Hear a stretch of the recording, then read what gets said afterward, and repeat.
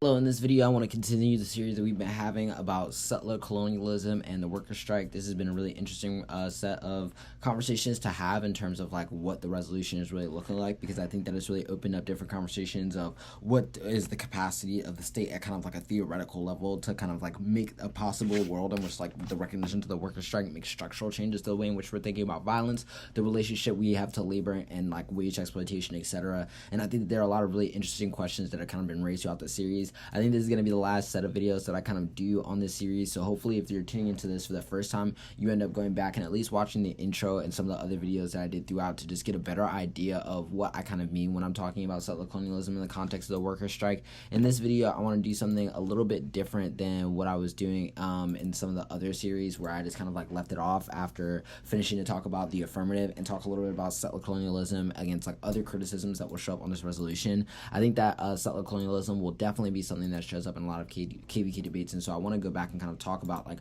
the ways that I think that it will kind of be pertinent to those debates as a negative strategy, and how you can kind of frame it against some of what I think will be the most popular apps that are set up, and what that kind of like best model looks like for how you're really creating and crafting that. And then from that, I kind of want to go on and talk a little bit more about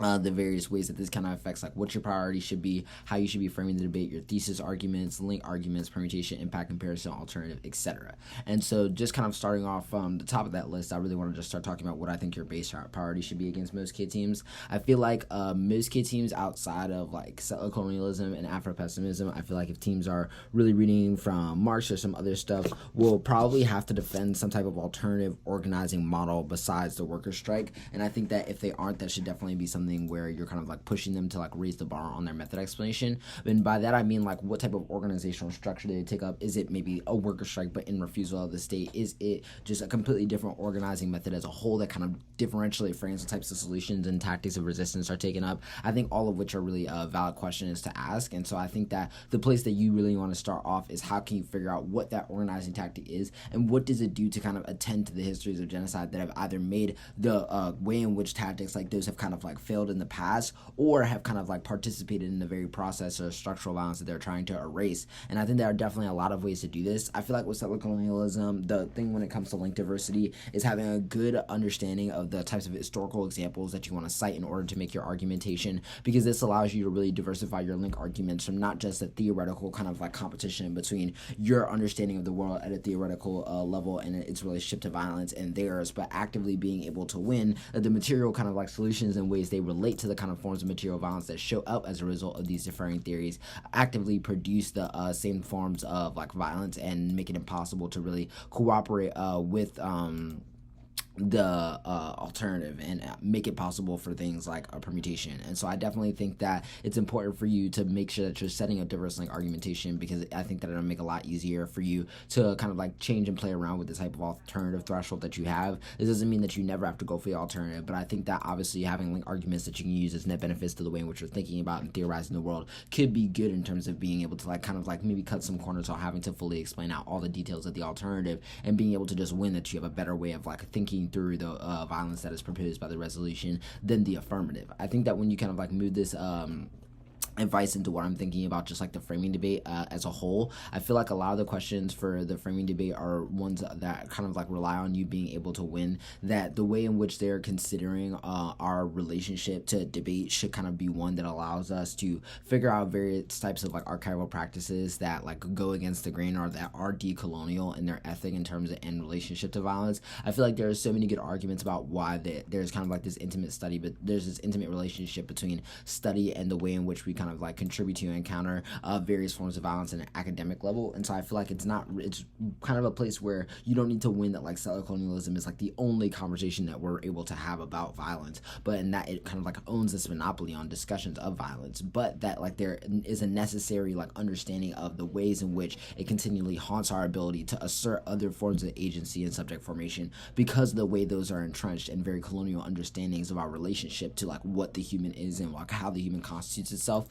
and winning that the affirmative has an investment in these systems could be a reason why they don't kind of meet that decolonial ethic, and you pairing that with like some offensive arguments that give you like net benefits to the education and why that model is good for testing the kind of processes that the affirmative are taking up in order to think through the theoretical like weight of the resolution, I think is a really good place for you to be able to like situate your offense and show that you kind of have like a lot of stuff well developed to win that there's like a model of debate that can be taken up by the negatives framework, while also winning that the particular way in which you're doing so allows you to win that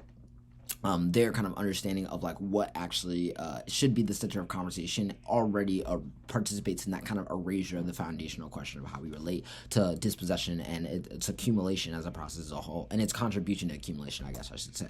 I think that at a thesis level, the kind of like stuff that you really want to focus on here is, I think, really being able to make and blend the ground between the kind of like theoretical analysis and that material kind of focus that we were talking about earlier when we think about priorities for like things like the link debate. I think that this is the place where I feel like really allowing your historical and material examples to really meet the theoretical way in which you're explaining the kind of like historical conjecture of settler colonialism can allow you to make a lot of really creative arguments once you get to the link debate, because you're already kind of setting up such a strong kind of backbone for your criticism that wins that the way in which you're thinking about violence historically kind of like opens up a really important way of like being able to not only discuss the resolution, but being able to like and make sure that like the way in which we're trying to invest in like various forms of such information outside of what are currently given, and those don't simultaneously reinstantiate humanism and the same type of like ethics that like made the kind of like questions of like colonialism like overvalued in terms of like how they're able to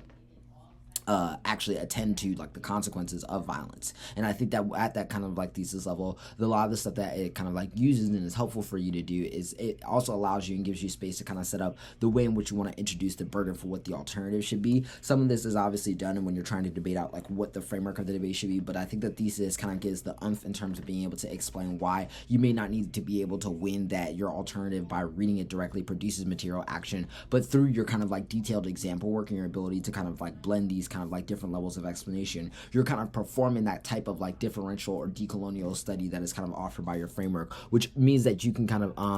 like lower the threshold for the types of arguments that you really want to be able to make, and you can also make it a lot easier for you